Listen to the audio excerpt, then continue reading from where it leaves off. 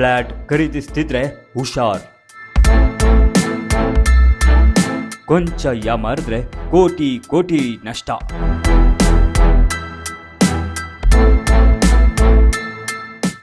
ಬೆಂಗಳೂರಿನಲ್ಲಿ ಒಂದು ಸ್ವಂತ ಮನೆ ಅಥವಾ ಒಂದು ಒಳ್ಳೆ ಅಪಾರ್ಟ್ಮೆಂಟ್ ತಗೋಬೇಕು ಅನ್ನೋದು ಎಲ್ಲರ ಕನಸು. ಆದರೆ ಮಾರ್ಕೆಟ್ನಲ್ಲಿ ಸಾವಿರಾರು ಆಪ್ಷನ್ಗಳಿವೆ. ಒಂದು ಫ್ಲ್ಯಾಟ್ ಖರೀದಿಸುವ ಮುನ್ನ ನಾವು ತುಂಬಾನೇ ಜಾಗೃತಿ ವಹಿಸಬೇಕು. ಈಗಂತೂ ನಕಲಿ ದಾಖಲೆಗಳು, ಆಫರ್ಗಳ ಹೆಸರಲ್ಲಿ ನಮ್ಮ ದುಡ್ಡನ್ನ ನುಂಗಿ ಹಾಕೋ ಮಂದಿ ತುಂಬಾನೇ ಇದ್ದಾರೆ. ಹಾಗಾಗಿ ಈಗ ನಾವು ಫ್ಲ್ಯಾಟ್ ಖರೀದಿಸುವ ಮುನ್ನ ಬೇಕಿರೋ ಎಚ್ಚರಿಸಬೇಕಾದ ಕ್ರಮಗಳೇನು, ಯಾವ್ಯಾವ ಡಾಕ್ಯುಮೆಂಟ್ ಇದ್ರೆ ನಾವು ಇನ್ವೆಸ್ಟ್ ಮಾಡಬಹುದು, ಇಂತಹ ಹಲವು ವಿಚಾರಗಳನ್ನ ಈ ವಿಡಿಯೋದಲ್ಲಿ ಹೇಳಿಕೊಡ್ತೇವೆ.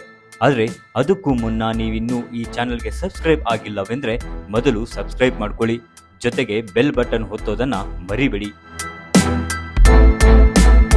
ಡಿಯರ್ ಫ್ರೆಂಡ್ಸ್, ಪ್ರಾಪರ್ಟಿಗಳು ಬೆಂಗಳೂರಿನಲ್ಲಿ ಸಾವಿರಾರಿವೆ. ಕೆಲವೊಂದು ಇನ್ನೂ ಕನ್ಸ್ಟ್ರಕ್ಷನ್ ಲೆವೆಲ್ನಲ್ಲಿವೆ. ಹಲವು ಡೆವಲಪರ್ಸ್ ನಿಮ್ಮನ್ನ ಪ್ರಾಜೆಕ್ಟ್ ಆರಂಭದಲ್ಲೇ ಕೆಲವೊಂದು ಆಸೆ ತೋರಿಸಿ ಇನ್ವೆಸ್ಟ್ ಮಾಡಿಸಿಕೊಡ್ತಾರೆ. ಇದು ಎಷ್ಟು ಸೇಫ್? ಇದರಿಂದ ಮೋಸ ಹೋಗೋ ಸಾಧ್ಯತೆಗಳು ಕೂಡ ಇರುತ್ತೆ. ಇನ್ನು ಕೆಲವು ಪ್ರಾಪರ್ಟಿಗಳಲ್ಲಿ ಲಿಟಿಗೇಷನ್ ಇದೆ ಅನ್ನೋದು ನಾವು ಮನೆ ಖರೀದಿಸಿದ ಮೇಲೆ ಗೊತ್ತಾಗುತ್ತೆ. ಆಗ ನಾವು ದುಡಿದ ದುಡ್ಡೆಲ್ಲ ಲಾಸ್ ಆಗುತ್ತೆ. ಕೋರ್ಟು ಕಚೇರಿ ಅಲಿಯುತ್ತಾ ನೋವು ಪಡಬೇಕಾಗಬಹುದು. ಆದರೆ ನೀವು ಈ ವಿಡಿಯೋ ನೋಡಿದ ಮೇಲೆ ಖಂಡಿತ ಭವಿಷ್ಯದಲ್ಲಿ ನೀವು ಮೋಸ ಹೋಗದೆ ಆರಾಮಾಗಿ ಪ್ರಾಪರ್ಟಿಗಳನ್ನು ಖರೀದಿಸುತ್ತೀರಿ. ಆದರೆ ಈ ವಿಡಿಯೋವನ್ನು ನೀವು ಪೂರ ನೋಡಿ, ನಿಮಗೆ ಬೇಕಾದ ಮಾಹಿತಿ ಖಂಡಿತ ಇಲ್ಲಿದೆ. ಇವತ್ತು ಬೆಂಗಳೂರಿನಲ್ಲಿ ಫ್ಲ್ಯಾಟ್ಗಳಿಗೆ ಭಾರಿ ಬೇಡಿಕೆ ಇದೆ. ಹಾಗಾಗಿಯೇ ಈಗ ಇವುಗಳ ರೇಟು ಲಕ್ಷಗಳಲ್ಲಿಲ್ಲ, ಕೋಟಿ ದಾಟಿದೆ. ಕೆಲವೊಂದು ಪ್ರೀಮಿಯಂ ಫ್ಲ್ಯಾಟ್ಗಳಂತೂ 3 ಕೋಟಿಗೂ ಅಧಿಕ ರೇಟಿಗೆ ಸಿಗ್ತಿವೆ. ಹಾಗಾದ್ರೆ ನಾವು ಫ್ಲ್ಯಾಟ್ಗಳ ಮೇಲೆ ಇನ್ವೆಸ್ಟ್ ಮಾಡೋದು ವರ್ತ್ ಇದೆಯಾ? ಎಲ್ಲವನ್ನ ಡೀಟೇಲ್ ಆಗಿ ನೋಡೋಣ ಬನ್ನಿ. ಮೊದಲಿಗೆ ನಾವು ಫ್ಲ್ಯಾಟ್ ಖರೀದಿಸುವ ಮುನ್ನ ಲೊಕೇಶನ್ ಹಾಗೂ ಕನೆಕ್ಟಿವಿಟಿ ಹೇಗಿದೆ ಅಂತ ನೋಡೋದು ತುಂಬಾನೇ ಒಳ್ಳೆಯದು. ಯಾಕೆಂದ್ರೆ ಯಾವುದೇ ಮನೆ ತಗೋಬೇಕಾದ್ರೆ ಫಸ್ಟ್ ನೋಡಬೇಕಾಗಿರೋದು ಲೊಕೇಶನ್. ಅದರಲ್ಲೂ ನಮ್ಮ ಮೆಟ್ರೋ ಸ್ಟೇಷನ್ನಿಂದ ಎಷ್ಟು ಕಿಲೋಮೀಟರ್ ಹತ್ರದಲ್ಲಿದೆ ಅಂತ ನೋಡಿ. ಮೆಟ್ರೋ ಸಂಚಾರದಿಂದ ಬೆಂಗಳೂರು ಅರ್ಧ ಭಾಗವನ್ನ ನೀವು ಕನೆಕ್ಟ್ ಆಗಿರ್ತೀರಿ.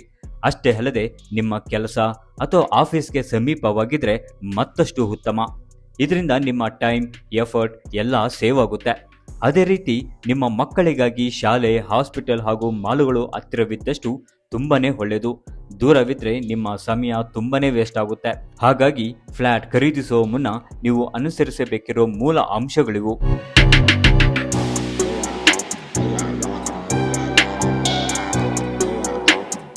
ಅಪಾರ್ಟ್ಮೆಂಟ್ನಲ್ಲೇ ಏನೆಲ್ಲ ಫೀಚರ್ ಹಾಗೂ ಸೌಲಭ್ಯಗಳಿವೆ ಅನ್ನುವುದನ್ನು ನೀವು ಮೊದಲೇ ಅರ್ಥಕೊಂಡ್ರೆ ಉತ್ತಮ. ಏಕೆಂದರೆ ಅಪಾರ್ಟ್ಮೆಂಟ್ನಲ್ಲಿ ಜಿಮ್, ಸ್ವಿಮ್ಮಿಂಗ್ ಪೂಲ್, ಪಾರ್ಕ್ಗಳಿದ್ರೆ ನೀವು ಹೊರಗೆ ಹೋಗೋ ಅವಶ್ಯಕತೆ ಇಲ್ಲ. ಹಾಗಾಗಿ ಅಪಾರ್ಟ್ಮೆಂಟ್ನಲ್ಲಿ ಏನೆಲ್ಲ ಫೀಚರ್ಸ್ ಇರಬೇಕು ಅಂತ ನೋಡೋದಾದ್ರೆ ಅಮ್ಯಾನಿಟೀಸ್, ಕ್ಲಬ್ ಹೌಸ್, ಸ್ವಿಮ್ಮಿಂಗ್ ಪೂಲ್ ಮತ್ತು ಜಿಮ್. ಬೆಂಗಳೂರಿನ ಕಾಂಕ್ರೀಟ್ ಜಂಗಲ್ ಮಧ್ಯೆ ಹೆಚ್ಚು ಓಪನ್ ಸ್ಪೇಸ್ ಕೊಡಬೇಕಾಗುತ್ತೆ. ಇದು ಒಳ್ಳೆ ವಿಷಯ. ಪ್ರತಿ ಮನೆಗೆ ವಿಶಾಲವಾದ ಪಾರ್ಕಿಂಗ್ ವ್ಯವಸ್ಥೆಯನ್ನ ನೀಡಬೇಕು. ಇಲ್ಲ ಅಂದ್ರೆ ನೀವು ಹೆಚ್ಚುವರಿಯಾಗಿ ದುಡ್ಡು ಸುರಿಯಬೇಕಾಗುತ್ತೆ. ಇನ್ನೊಂದೇನೆಂದ್ರೆ ಡ್ರೈನೇಜ್ ಸಿಸ್ಟಮ್ ಬಗ್ಗೆ ಸ್ವಲ್ಪ ಗಮನ ನೀಡಿ. ಏಕೆಂದ್ರೆ ಈಗ ಬೆಂಗಳೂರಿನಲ್ಲಿ ಚರಂಡಿ ನೀರೆಲ್ಲ ಮನೆ ಒಳಗೆ ಬರ್ತಿರೋದ್ರಿಂದ ಎಚ್ಚರಿಕೆ ಅಗತ್ಯ.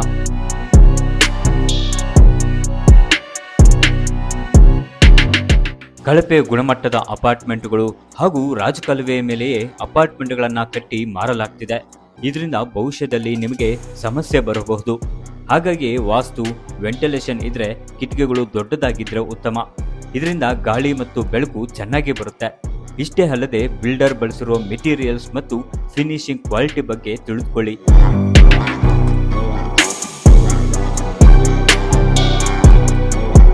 ಡಿಯರ್ ಫ್ರೆಂಡ್ಸ್, ಇವೆಲ್ಲ ನೀವು ಮನೆ ತೆಗೆದುಕೊಳ್ಳುವಾಗ ತಿಳಿದುಕೊಳ್ಳಬೇಕಾದಂಥ ವಿಚಾರಗಳಾದರೆ, ಇನ್ನು ಫ್ಲ್ಯಾಟ್ ತೆಗೆದುಕೊಳ್ಳುವ ಸಮಯದಲ್ಲಿ ನೀವು ಡಾಕ್ಯುಮೆಂಟ್ಗಳ ಬಗ್ಗೆ ಎಚ್ಚರ ವಹಿಸಬೇಕು.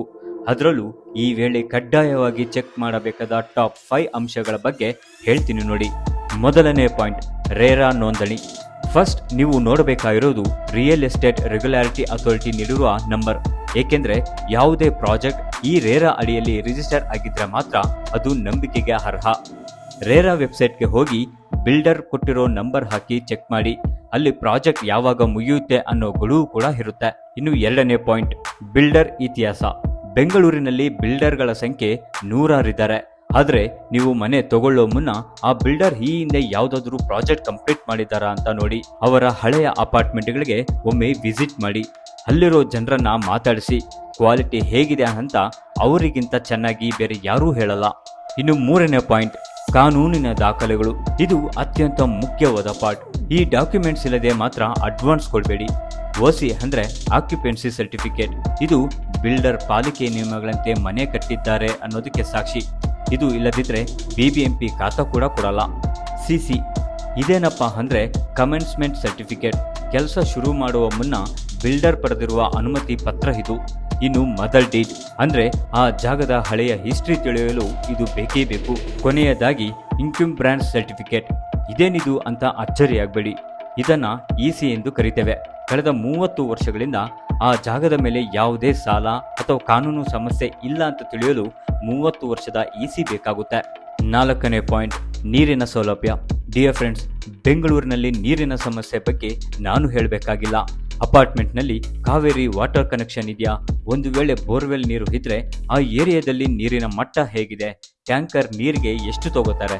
ಪ್ರತಿ ತಿಂಗಳು ಮೇಂಟೆನೆನ್ಸ್ ಎಷ್ಟು ಬರುತ್ತೆ ಅನ್ನೋದನ್ನ ಮೊದಲೇ ಲೆಕ್ಕ ಹಾಕಿ. ಇಲ್ಲವಾದ್ರೆ ಫ್ಯೂಚರ್ನಲ್ಲಿ ಪ್ರಾಬ್ಲಮ್ ಬಂದೇ ಬರುತ್ತೆ. ಕತ್ತರಿ ಹಾಕುವ ಹಿಡನ್ ಕಾಸ್ಟ್. ಫ್ಲಾಟ್ ತೆಗೆದುಕೊಳ್ಳುವಾಗ ನಮಗೆ ಬಿಲ್ಡರ್ ಒಂದು ಬೆಲೆ ಹೇಳ್ತಾರೆ, ಆದ್ರೆ ಕೈಗೆ ಬರುವಾಗ ಅದು 10ರಿಂದ 20 ಲಕ್ಷ ಜಾಸ್ತಿ ಆಗಿರುತ್ತೆ.